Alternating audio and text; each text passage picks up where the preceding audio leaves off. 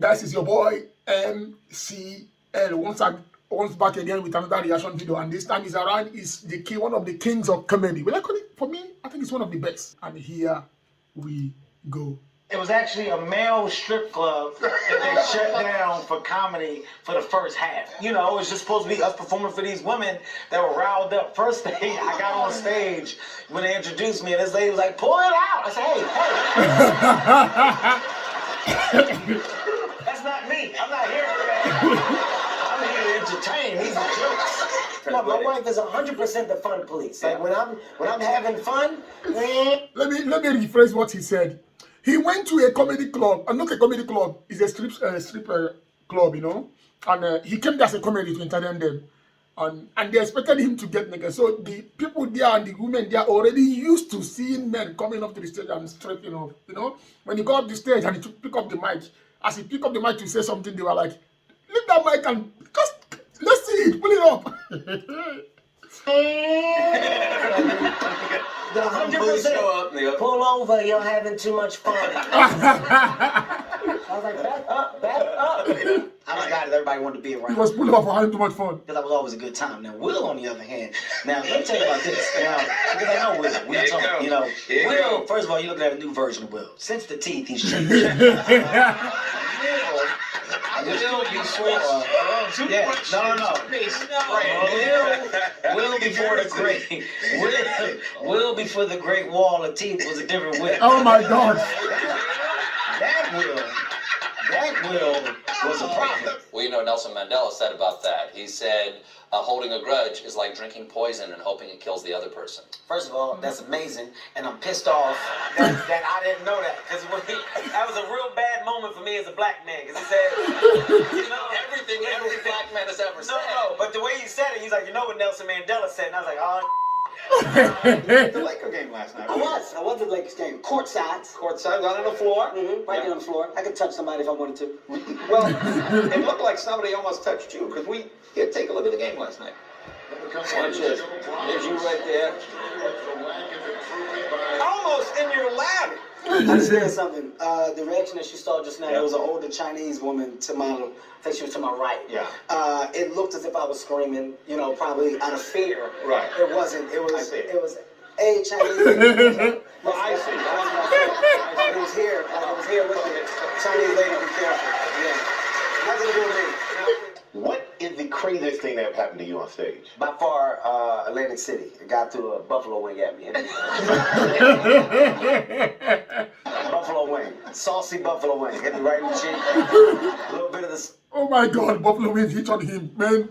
Guys are crazy. Guys are crazy, man. Sauce got in my eye. I cried a little bit, and I tried to be a man about it. Who threw it? Who threw it? Because I'm a man about mine. Who threw it? The guy stood up. He was big. I was like, I just want us as people to get along. I'm gonna give you something, bro. I'll give you a horn. I'm gonna give you a horn, bro. I'm gonna give you a horn. Let's once again. More horns.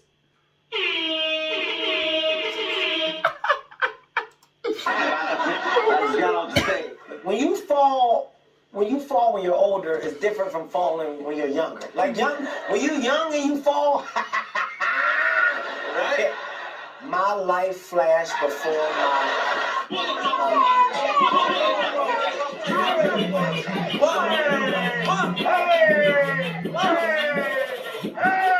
Oh my God.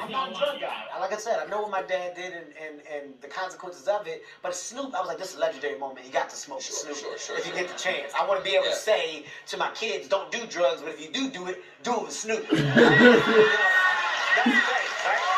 Your first time here, tell us about yourself. I know you're from Philly. Yes, I am, Jay. I'm from Philadelphia, and I'm a big deal, people. What is the big deal for you?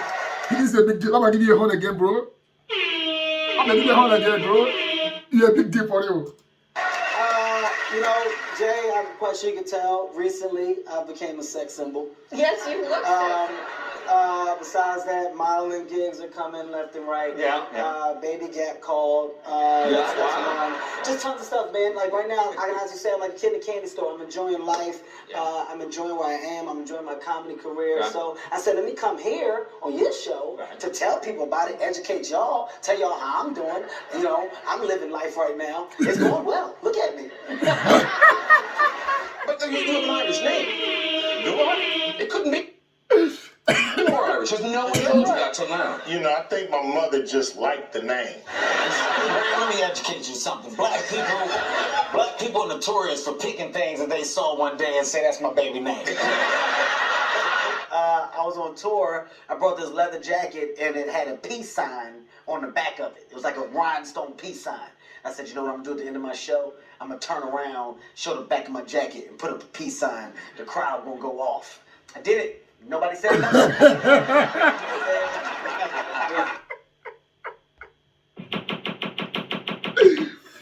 Oh my God. You ever sweat to the point where you feel like something's wrong with your appearance? Like, no, there was one moment where I felt like an oil spill. Like I remember, like we were shooting, and I was like, no, guys, quite sure something's really coming off me right now. Oh, okay, let's just keep rolling. No, there's definitely mud in my butt right now. 100%. Okay, biggest reality check I've had. I'm in Vegas, right? I'm with an athlete friend of mine. And you know, athletes make a lot of money. So we're there, we're hanging out. Keep in mind, he makes more money than me, Jay. So I'm trying to keep up with him. Sure. Whatever he does, I'm trying to do. Okay? So we go to a club. He got a table. So I got a table. He's like, Kev, we together. I said, so what? I got money too. I want my own table. That's what I told him. I'm going to spend my own money on a man. Despite my size. Right. Oh my God. So we get there. He got bottles. I wanted to get bottles. Gotta get bottles. Yeah, you know, he had women come. I didn't have no women, but at the time I was with my aunt. It was my aunt's birthday. You had your aunt with you? I had my aunt with me. It was her birthday. Right. I got the bill. I'm not gonna lie, I didn't like it. You ever get a bill so high you try to put it in the light like it's gonna change? It didn't change. Nothing changed. It was what it was. So I had to talk to myself. I said, Kevin, you know what? Just pay the bill, go to your room, go to sleep. So I go to my room, I go to sleep. And here's why I don't go out with athletes no more. The next morning, I wake up, my friend I was with, he called me. Right. He's like, Kev, last night was crazy. I said, yo, I had a ball. He said, well, guess what? We're gonna do the same thing again tonight. And I was like, you know, I can't go twice because the way that my bank account is set up. Like you ever start explaining your financial situation to people for no reason at all? I said I would go, but the way my account is set up, I gotta check it in the savings, but all the money is in my savings. So I gotta switch it to the checking, but it takes 3 business days.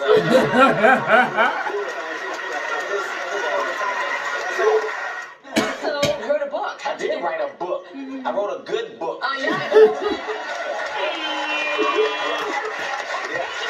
It is getting incredible praise on the back of your book. I'll just read one of these, of many, many quotes here.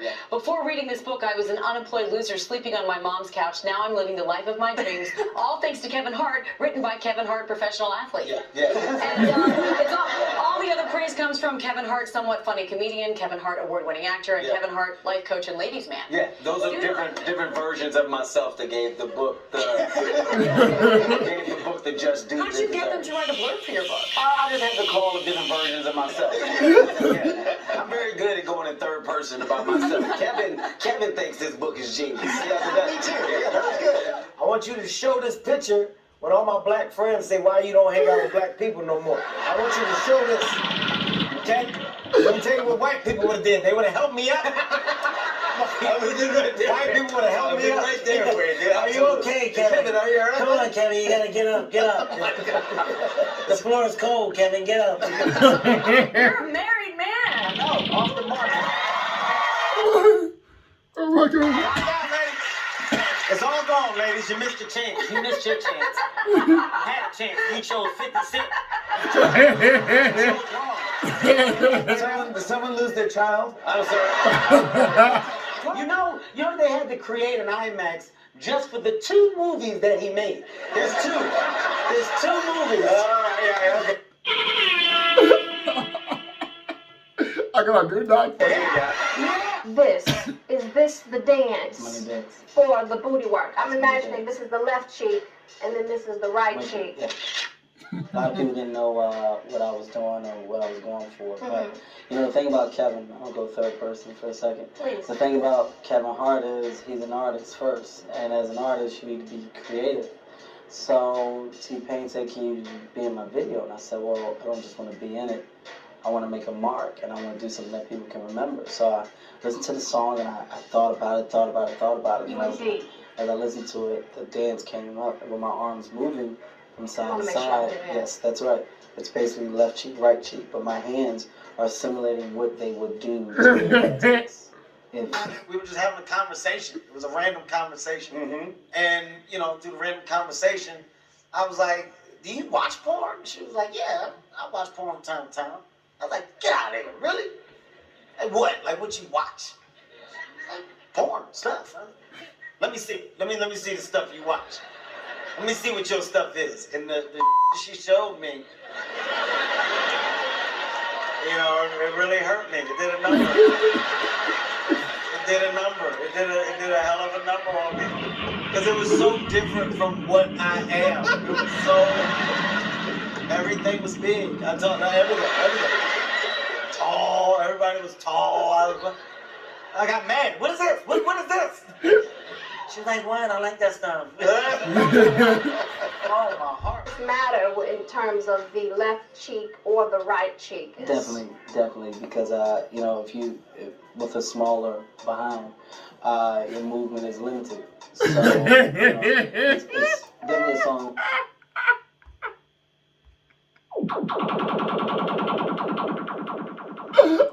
Made for a bigger dance, not a small one, because there's no left cheek, right cheek with a smaller butt. It's just cheek. I didn't come here to disagree with you, but I have a smaller butt, and I think I do have a left cheek and the right cheek. It's a fact that people with smaller butts don't even have a full butt. That's a fact. You can research it. It's the best stuff because they don't have Oh my God! Kevin is killing. He's like, that's your Jerry impression? That's my Jerry impression. He's like, you haven't lived until you had break up the beats.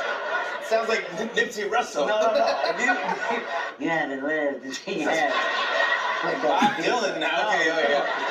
I remember hearing a woman, an older lady who was like, she was cracking crack.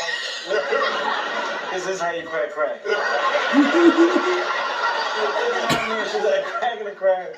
I tell a joke and the joke doesn't work. And I remember this lady just going, oh no. In Philadelphia, we're filming Untouchable. Okay. And I had a day off, so I decided to go to the Sixers game.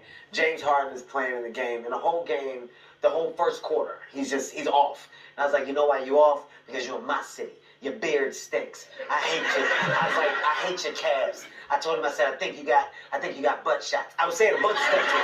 And he got mad. He said, remember all this. He said, I'm about to cook you. I said, you gonna cook me? Well, put me in the pot. Because I'm ready to be cooked. We're talking like I don't even know why he's paying me this much attention. Like, at some point, I was like, James, this is very unprofessional on your behalf. You're not even supposed to be talking to me this much. James went on to score 55 points. And here's the bad part. They beat us by 30. And with like a minute left, he was dribbling the ball, standing in half court, and he was just staring at me. And he goes, tell your team what you did to him. And I said, you keep your mouth shut. I know Dwayne Wade. He's a friend of yours. Yes. He was talking about you. Dwayne Wade is another good friend of mine. Yeah. Dwayne tried to mess up my life. Yeah. Dwayne tried to make me buy a boat. I don't even have a house. I said, hey man, I told him that. I said, hey, I don't have a house. I don't think this is a good purchase. He's like, you should just get it. Right. I was like, no, I would, but the way that my bank account is set up, it's a checking and a savings. But all the money is in my savings. I can't transfer it out my savings that fast. It's 3 business days. Yeah, 3 business days. I can call.